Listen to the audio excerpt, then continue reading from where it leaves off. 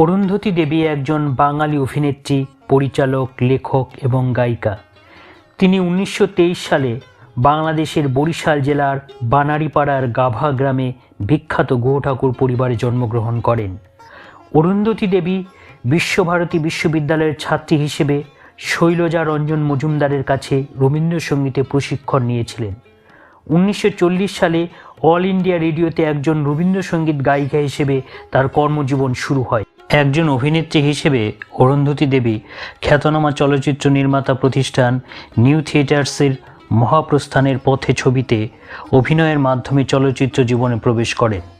প্রথম ছবিতেই অভিনয় দক্ষতা প্রমাণ করেন এবং একের পর এক বাংলা সিনেমায় সফলভাবে অভিনয় করে গেছেন অরুন্ধতী দেবী। এর মধ্যে উল্লেখযোগ্য হল নদ ও নদী, বকুল, সতী, প্রশ্ন, গোধূলি, মা, পঞ্চতপা, খোদিত পাষাণ, ঝিন্দের বন্দি, ভগ্নী নিবেদিতা, যতুগৃহ, হারমোনিয়াম। 40-এর দশকে তার বিবাহ হয় প্রভাত কুমার মুখোপাধ্যায়ের সঙ্গে। পরবর্তীকালে তাদের বিবাহ বিচ্ছেদ হলে তিনি তপন সিংয়ের সঙ্গে বিবাহ বন্ধনে আবদ্ধ হন। 1990 সালের 1 জানুয়ারি অরুন্ধতী দেবী 65 বছর বয়সে পরলোক গমন করেন।